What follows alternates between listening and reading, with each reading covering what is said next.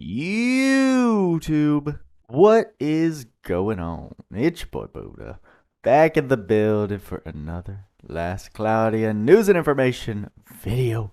Here we are to see the information drop on Advocate of God Maylymare. Your boy did get a little bit of sleep, not too much after I posted the news and in-game notice that we got last night.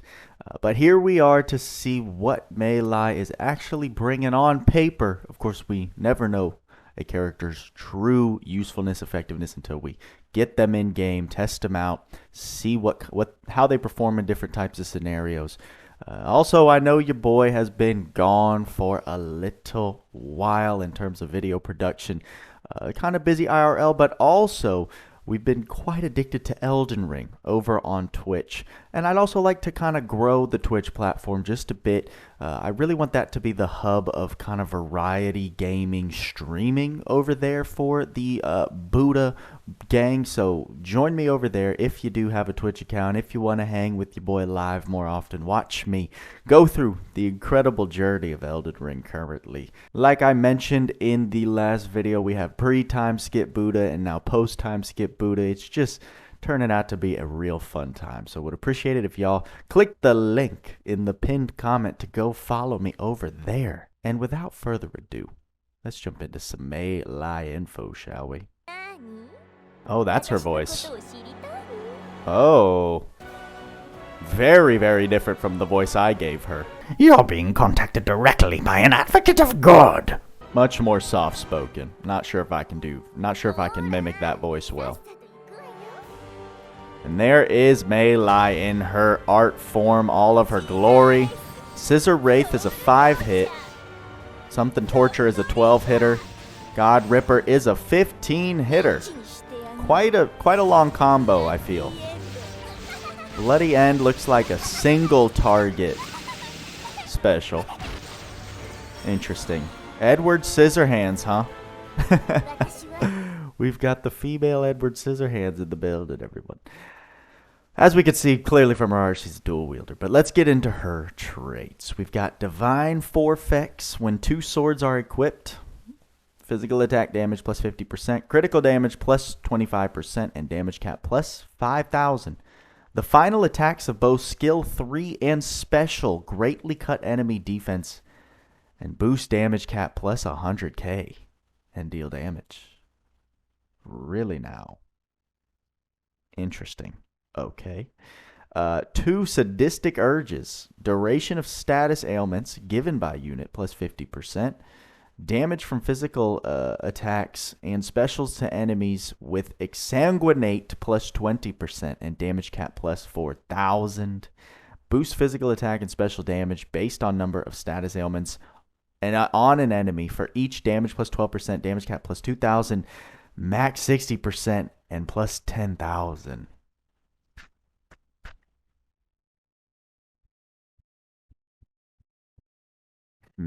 Looking at the abilities, her skill 1, Scissor Wraith. Frontal long range light combo attack. Chance to give blind.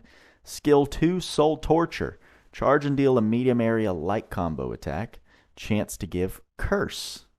And skill 3, God Ripper. Teleport above enemy for a medium area light combo attack. Chance to give exsanguinate and or blind. Resistance debuff. Holy cow. Special is Bloody End. Powerful light combo attack to an enemy. Give exsanguinate. And that's lose HP when that enemy is using skills. And chance to give curse. So we've got what's looking like the light modern version of Logia in the building, everyone. It's been a while since we've seen a dual wield status ailmenter, and Maylymare is literally that, as we're seeing. Getting into the skill board, let's check it out. She does have Sever Sheer Anima, physical damage to all enemies plus 10%. That's quite a nice anima right there. She has Gash next. Skill attacks on enemies with exsanguinate have a chance to give illness. Wow. Fatal Flash when physically attacking using special on enemies with exsanguinate. Cut enemy defense by 15%. Damn.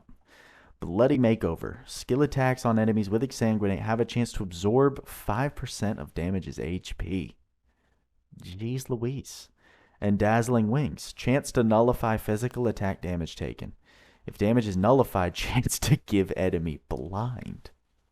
That's that skill right above my head.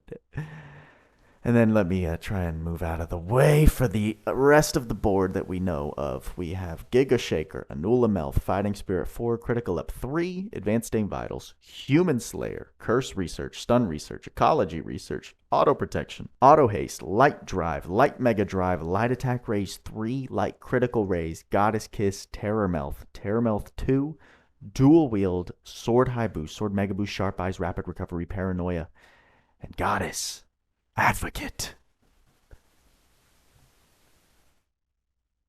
Well, we've got some craziness ahead of us. Let me just take a look at these skills again. Let's take a look at the animations together again. So the S1, it definitely travels to the enemy. As we can see, she slams down on the ground, and then these scissors pop up out of the floor.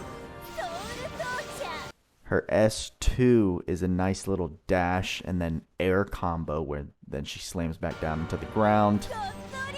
The S3 is a real nice teleport. I don't know if the AoE is anything crazy.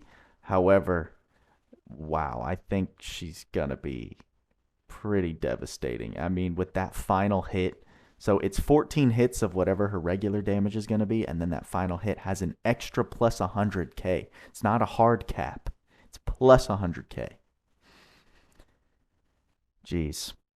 And then let me clarify the special. What does the special say? It's an enemy, correct? Powerful light combo attack to an enemy. Yes. But it's still, it gives exsanguinate, which is a huge part of her entire kit. If enemies have exsanguinate, she gets a ton of buffs, and the more ailments that she's giving an enemy, her damage cap can go up another plus 10,000. So we still have a whole arc. To get through.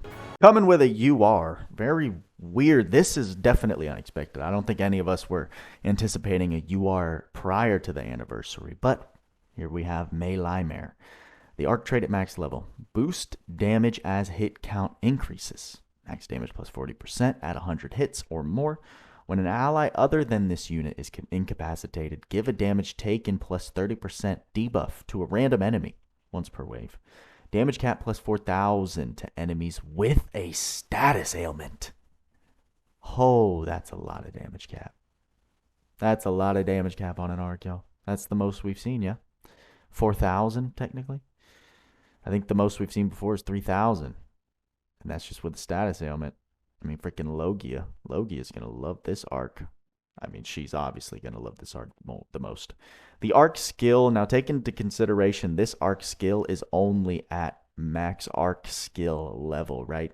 You can level up your arcs to level 10, but then the URs and other arcs with unique skills, active skills, have a separate leveling system where you have to level up their arc skill to level 10 as well to get this effect.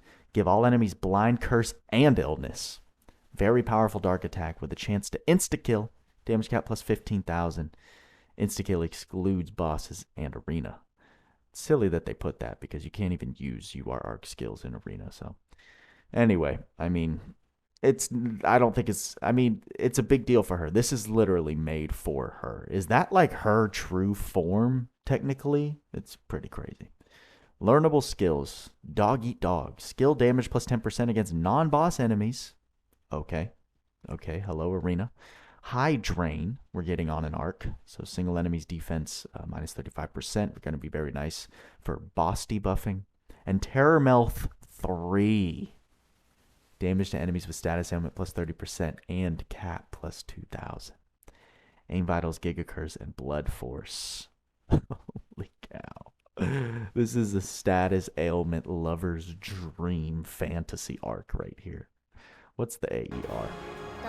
We've got the Dark Mare Ring. It's an accessory, so I already like it more. Numbers.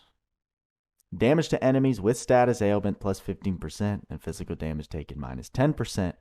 Gives 500 HP, 102 strength. Damn. And 66 defense with 10 light attribute resistance. So just super solid. This is literally the status. All status ailment lovers. I know Tweaks is probably fanboying over this character. Fanboying like crazy. My good Lord in heaven. They would do this. I mean, it's a good AER. I'm getting off track. It's a good AER. Fits very well. Obviously going to work very well with status ailment builds. And not much bad to say here. Everything just works together. Melee, her arc, the AER is all cohesive. It is looking juicy. It's looking like a super fun, broken, busted build. On paper, I don't know how much they could screw her up in game. It's pretty messed up. It's pretty messed up that they released. Well, she's a light attacker. I think a lot of us were expecting her to be dark because she's an advocate, but it also makes sense that she's a light attacker. So she doesn't directly power creep shift Milim because she's not a dark attacker. But yeah, this character's leagues ahead of the two collab characters we just saw. I'm not even sure that we can go by collab characters being the most busted thing to save for. They're still the most limited and rare, but I think we're finally starting to see some power creep. It makes sense. They would do this when Loug Zeus becomes pitiable for 30k. They introduce a character like Melee. Of course, I'm not going to make any calls here if Melee just straight up power creeps Loug. On paper, I think it looks like it. She has insane meta damage caps. Status ailment is such a powerhouse in this game. It has such a unique foothold in this game that any dominant status ailment, that's why V was so prevalent. That's why Logia to this day is still such a good offensive character because of their use of status ailments. So couple that with modern day damage output, you're looking at a serious menace. And she's dual wield swords, so they restrict you pretty heavily on her weapon choice. But everything else is just looking insane. I'm just kind of speechless. And damn. Oh, it hurts because it's like I don't have 90,000 crystals yet, and I will not summon for her without having 90k free crystals ready to go. Sarah taught me that lesson, but dang, this is going to be a fun unit, and it's going to be interesting to see her in game. Of course, the Power Creep podcast will go over a lot of her information after she's in game, so make sure you're here for that. And I'm going to stop rambling and just start digesting. See what you guys think in the comments below. I'll see you in Discord. Join me over there if you're not, to talk more about Last Cloudia and other games if you're into them. We have plenty of channels and a lot of great community to discuss our gaming hobbies and addictions. And that's all I got for you this time, guys. Like, subscribe, bell noties for those of you. Y'all know the drill. And with that being said, y'all know what we say. Work hard, play hard. See you in the next video.